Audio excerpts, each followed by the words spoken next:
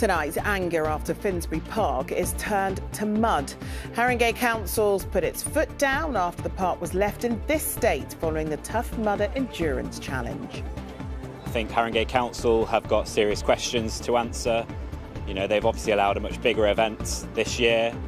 It's taken over the majority of the park, and the destruction is going to last for weeks, if not months. Also ahead, remembering Felipe Oliveira, who was stabbed to death in his home. Tonight, we talk to those who knew him. He's a very clean soul. He tell me Tuesday, I want to live that life. I want to live that life. The TikTok trend that's causing havoc and danger on London streets, plus best fish and chips in the area. Really? Yeah. Music star Governor B teams up with TfL to celebrate where he grew up. Good evening. Haringey Council have been forced to step in after Finsbury Park was turned to mud after a Tough Mudder Endurance Challenge over the weekend involving hundreds of competitors. This morning, locals said they were left with no choice but to make a formal complaint to the council because of the damage left behind. Well, tonight, Haringey Council announced the challenge will never happen again in the park and the organisers will have to pay for the damage left behind. Here's our correspondent, Simon Harris. The morning after the night before, and there was nothing glorious about the mud in Finsbury Park. Large parts of this North London open space were a soggy mess after it hosted the Tough Mudder Challenge. Many of the walkers, runners and cyclists who used the park were furious. It's rained for 3 weeks. They must have known this was going to happen, that it was going to ruin it, but they still can't let it happen. I think it's a disgrace. I think Haringey Council essentially sell the park out to the highest bidder. I just think it's destroyed the park. That's what I think. I think it's unfair that it just looks like vandalism, really. Tough Mudder describes itself as the world's best obstacle course and mud run. It's hugely popular around the globe. The Finsbury Park event attracted 7,500 competitors.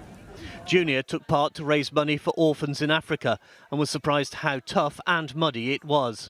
Very muddy.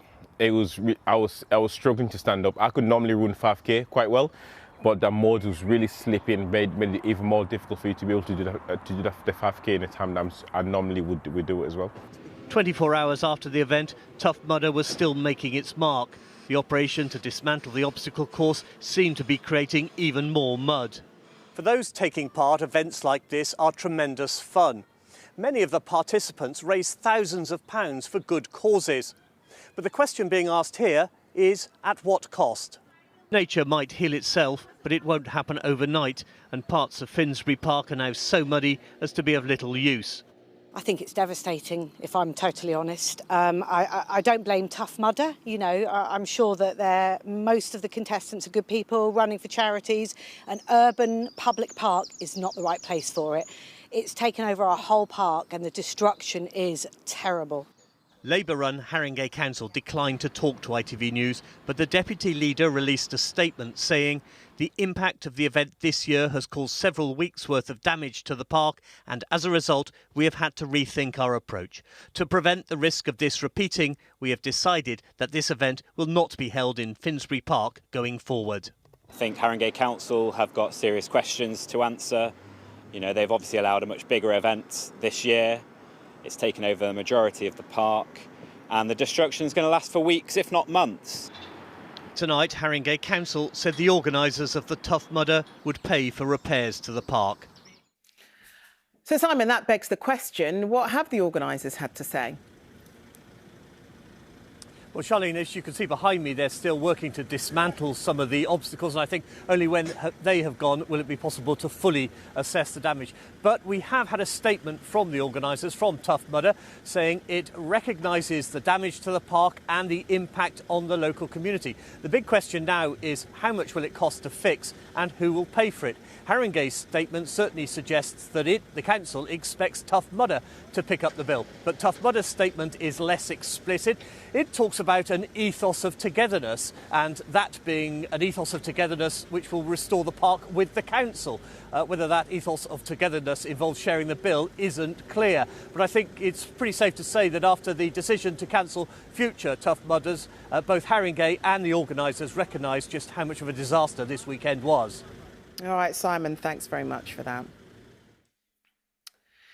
Now, he was just 20 years old and attacked and killed in the entrance of his own flat in Tulse Hill. Well, tonight, a close family friend of Felipe Oliveira opened up about the heartbreak that she and his family have been through since they were told the news about his death.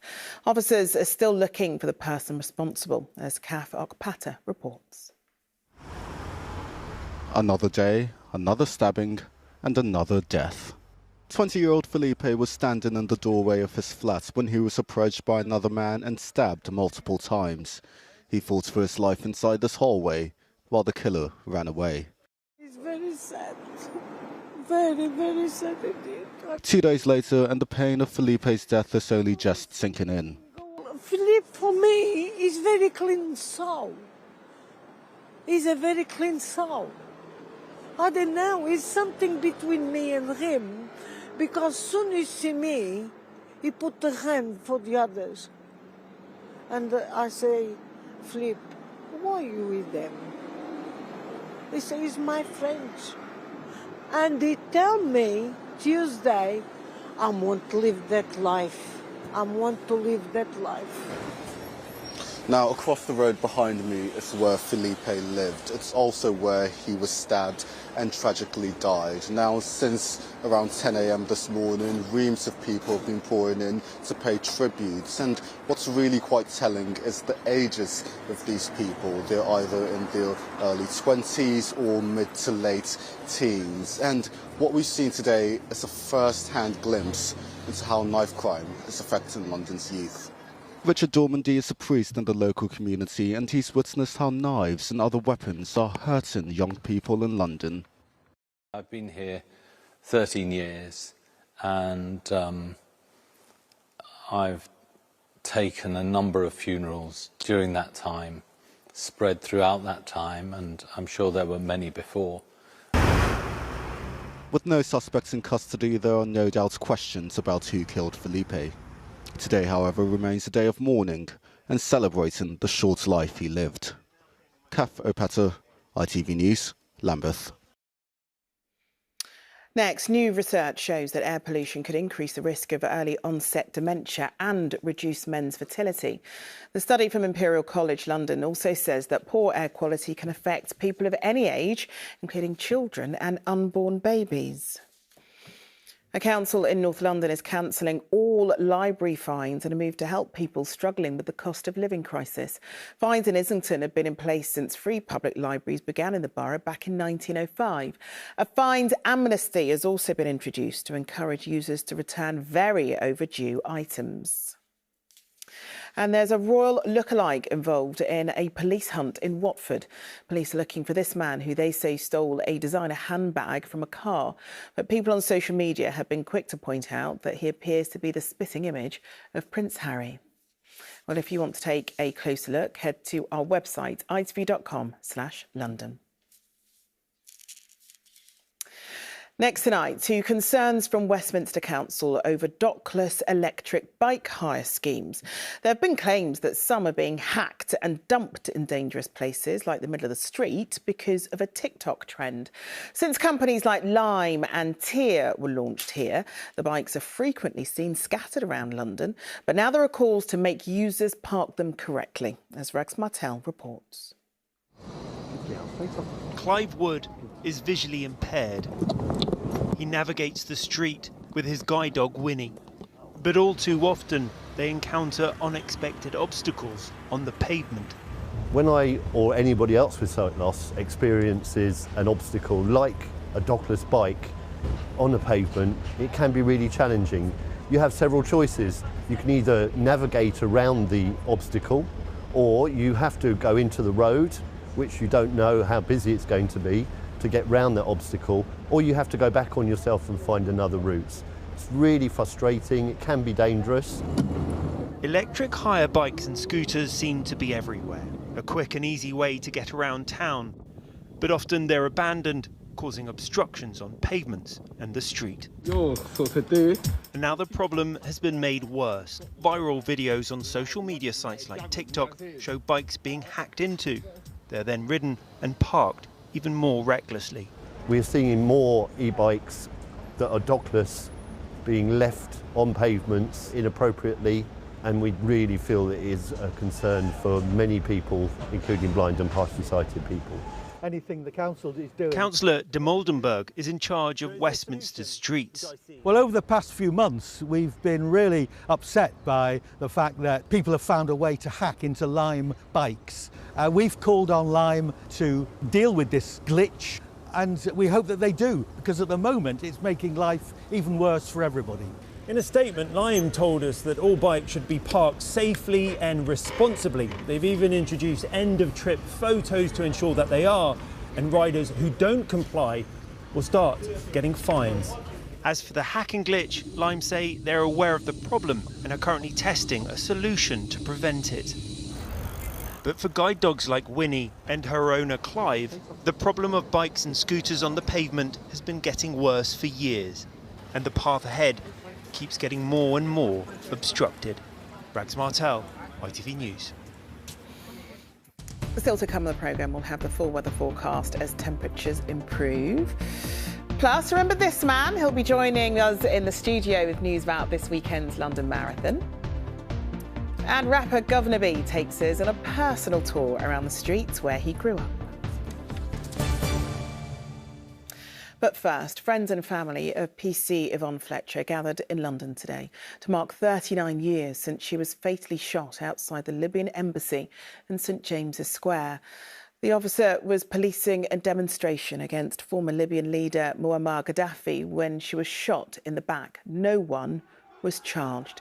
But decades later, in 2021, her friend and colleague John Murray, who was with her on duty when she was shot, won a civil claim against a former Gaddafi aide, which found him jointly liable for her shooting. Well, John has joined us now, straight from that memorial. How did it go today? It's been a very emotional day. It's been, weather-wise, it's been great. It's been a sunny day. There were so many old friends, old colleagues there. We all shed a tear. But in a way, it was a day of celebration because we were celebrating Yvonne's life. And you two were friends. What was she like? Well, yes, I'd known Yvonne for some time. She was bright, bubbly, young. She had everything to look forward to. And sadly, cruelly, it was taken away from her. And how important, then, is it for you to keep her story and that fight for justice alive? Well, we can't ever forget her. She was cut down at an early stage, and it was cruelly taken from her. And I did make her a promise at the time that I would find out who and why, she was actually killed. And I've got to see that promise through. And everybody deserves justice. And you got that, a form of that, when you won that civil case a couple of years ago. How much did that mean to you? That meant a lot. I mean, that was a historic victory, not only in the High Court, but in the Appeal Court, last year as well. But we're not quite finished yet. There's a little bit further to go, and I'm confident of yet another victory. Well, yes, because you're going to do you were raising funds for a private prosecution, weren't you? So how's that going? Yes, the private prosecution will go ahead. I expect that to reach the criminal courts, in the next 2 or 3 months. It's looking very well. I'm very confident of a victory. We've got all the evidence that we require, so it's all steam ahead. There was somebody who served in the Metropolitan Police and believed in law and justice. Does it surprise you that all these decades later, you are the one that is pushing for this, where successive governments haven't managed to get as far as you have? Well, it's rather all right, because I should not have to be doing this myself. It should be up to the prosecuting authorities to take this forward. For some reason, they won't do that. So there is no other option. To get the case in the criminal courts, I've got to do it myself. And that's exactly what I'm going to do. Yes, but how does that make you feel, though? It makes me feel rather sad and disappointed in a way. But I will still do it. Now, what sort of impact has all of this had on you? Because it's been a long time that you've been fighting. You said you didn't want to let her down. What sort of toll has that had on you, do you think? Well, it's been 39 years of hard work, and financial pressures, all sorts of things. But I wouldn't change a thing. Once you make a promise to someone, you've got to see that promise through. That may well be old-fashioned, but that's the way we are. And do you think Yvonne would be really quite proud of you? I know she was up there today watching me, yes.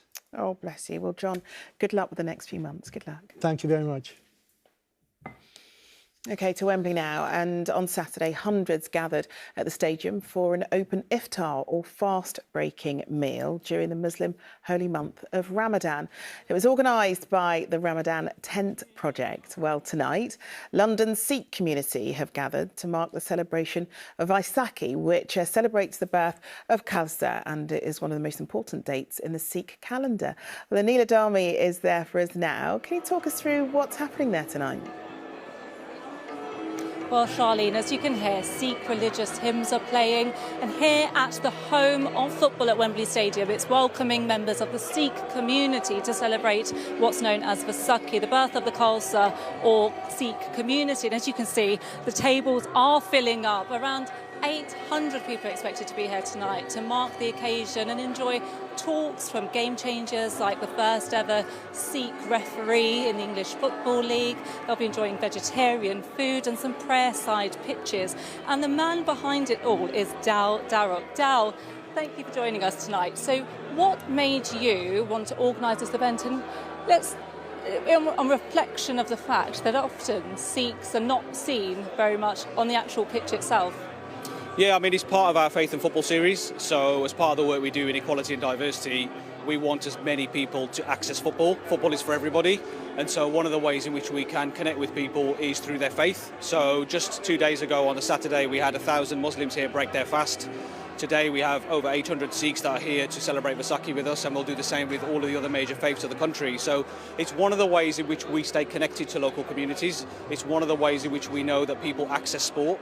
So it's really important for us to see as many Sikhs here today as possible, like we did on the weekend and like we will do in future with other communities. And of course, we're here in the Bobby Moore suite. It says Happy Vaisakhi up on the screens. It's amazing to see such a diverse community here at Wembley Stadium. What do you think needs to be done to be able to see such diversity actually on the pitch? Well, I think it's taking a little bit more work. We're certainly seeing a lot more Asian communities and minority communities getting involved in the game. But one of the things we need to do is make sure that we are accessible as the game. And the FA, of course, have a part to play in that. So we want to show and demonstrate that the FA is accessible and it's for everybody. Dal, thank you so much for your time. I know that people here will be enjoying lots to come. There will be prayers on the pitch side like members of the Muslim community enjoyed as part of their Ramadan festival. It is the final week of Ramadan. I'm sure there's lots more to enjoy here tonight. Very much for that, and apologies, I mispronounced. It's Vaisakhi, obviously. Right, on to our next guest, who's no stranger to the London Marathon. He's actually taken part in it loads of times, but Lloyd Scott always likes to do things a little bit differently. Here he is, famously completing the 26.2-mile course in a full diver suit, which took him 6 days. However, he's announced that this year will be his last. So I've got to ask Lloyd, why? Personal circumstances, really. I thought I'd retired from the London Marathon. But for the last 2 years, I've been battling a very rare form of cancer called sarcoma. And I had an operation of radiotherapy, and I thought we'd overcome it. But then one of the scans revealed that it had come back. And last year, I had to go a fairly major operation to remove it right at the back of my throat. And then a couple of days after that, it was a 13.5-hour operation, and things started to go a little bit wrong, and I had to be rushed back in for like life-saving emergency surgery. So it's your body is basically sort of saying. Well, my focus for my recovery was the London Marathon. You know, I was determined that something good's got to come out of it. You know, raise money for a fabulous charity and say thank you for all the surgeons that literally saved my life. Such an incredible thing to do. And it's amazing because so many people across the country will remember who you are because of this outfit. And I saw you carrying that in. It's heavy, right? It hasn't got any lighter over the last 20 years, absolutely. Yeah. And how did the whole doing it in outfit thing start? I think it was watching the Rhinos. Every year, you know, fantastic costumes, and I just thought, what's the worst costume you could possibly wear? And I kind of came up with that idea. Yeah. I don't think anyone's beat it up till now, but because the rules have changed, I've got to finish it on the day. And because over the years I've had a fractured neck, I've had leukemia, heart arrhythmia, and obviously the cancer which come back. We're not out of the woods yet. I kind of reflected back on my childhood, and I loved Captain Scarlet, who was like indestructible. But I'm not saying I'm indestructible, but more likely reconstructible after all the stuff that we've been through. Yeah. Bless you. So you're looking forward to it then? I'm actually a little bit nervous for this one. Why? It's been a real battle working on my recovery and still being able to be fit enough to actually do the event. But I would just like to say, you know, I mean, good luck to everybody that's out there. There's going to be people that are suffering from illnesses, recovered, running memories of loved ones, raising money for fantastic charities. So I'd just like to say, you know, good luck to everybody on Sunday. And if you are struggling, there will be Captain Scarlet at the back helping you along, like, towards the finish line. Oh, bless you. I mean, obviously your family must be so worried about your recovery, but how do they feel about you taking this on again? I think possibly, you know, they're a little bit nervous about things. But the other thing is, it's just what I do. Yeah. So there's an element of, you know, they wouldn't expect anything different, really. Well, I tell you what, if you feel like you're suffering on the day, just remember that the whole of London is behind you, Lloyd, and we're very proud of you. Thanks ever so much. Good luck. Thank you. Now, time for the latest sport.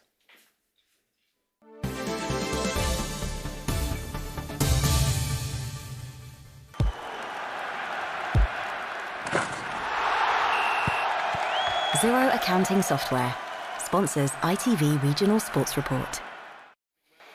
Chelsea women are on a step closer to defending their FA Cup title after beating Aston Villa to book their place in the final against Manchester United.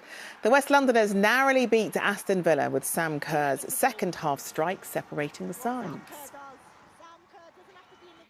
And Arsenal women captain Kim Little is out for the rest of the season with a hamstring injury.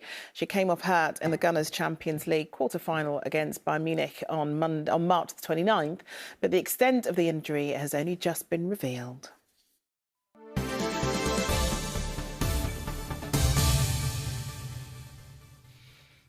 Now, he's one of London's most famous music stars, whose music has been listened to tens of millions of times.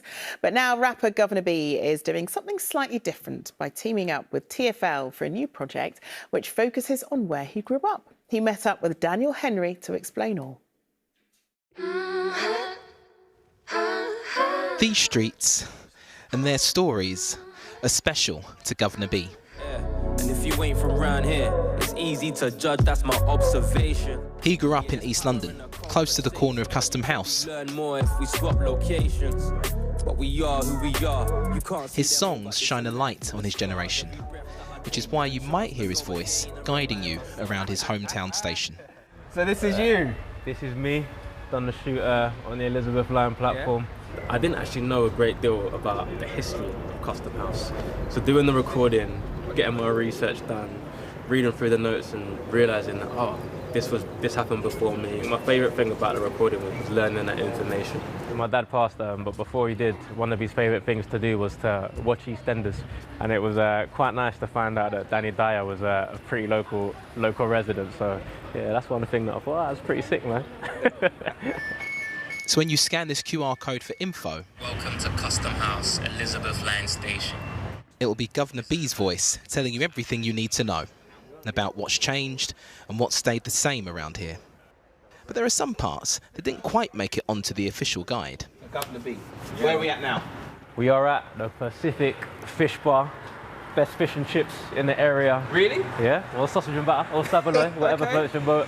But me and my mates used to come here all the time, my mum, my dad. And what I love about this, and this strip in particular, is a lot of the local businesses are still here. And so I hope that when the area gets full-on gentrified, these people don't get left behind. They've even got the same sign that they had up when I was younger. So yeah, man, it's a big part of the area. So I grew up on Bridgeland Road. There wasn't time to pick up a saveloy today, but it sounds like it won't be long before he's back here taking another trip down memory lane. Daniel Henry, ITV News. Well, it's been lovely the last couple of days, hasn't it? A definite improvement in the weather. But the big question, as ever, is how long is it going to last, or is more rain on the way? Well, there's one man that will be able to answer that for us, and that is James Wright. Here he is. ITV London weekday weather is sponsored by Octopus Electric Vehicles. Car, charger and energy. Hi there, good evening. We are halfway through April, we're halfway through meteorological spring, and this might not come as a surprise. It's actually been a little bit cooler than average. It's certainly been wetter than normal, and it's also been rather dull. The next few days we'll see some dull weather, but hopefully some decent sunshine in between. And at the moment it's been quite mild, but the high is going to draw much cooler air down from the north and the east, and that's going to get us back to average temperatures for the time of year. As far as this evening and overnight goes, it looks as though we're going to see more cloud spilling in from the North Sea. It's quite low and murky cloud this, so a bit grey by the end of the night. And temperatures cool rather than cold, looking at lows of around 5 or 6 Celsius. And as far as tomorrow goes, we're going to start seeing the breeze increasing, getting a little bit blustery into the Thames estuary. For a while we'll see some nice sunshine, but then the cloud starts to spill in again, and we might see 1 or 2 fairly light showers. They shouldn't last too long because, as I say, that breeze is increasing. It's also coming in from a cooler direction, so we're looking at highs 2 or 3 degrees down on today, highs of around 13 to 15 Celsius. In the breeze, that's going to feel a little bit on the cool side. And as far as Wednesday goes, like I say, this pattern of sometimes sunny, sometimes cloudy continues. We're on an easterly, so that breeze coming straight up through the Thames. That's going to make it fresh for most of us. Temperatures slightly recovered at 16 Celsius. Then as we head into Thursday, it looks as though we could see some showers later on in the day, a whole lot of clouds, and then those showers set to continue into Friday too. ITV London weekday weather is sponsored by Octopus Electric Vehicles. Well, that's it from us. We're back with the latest just after ITV News at 10. But Mary's up next with the ITV Evening News. But from everyone here, enjoy your evening. Bye-bye.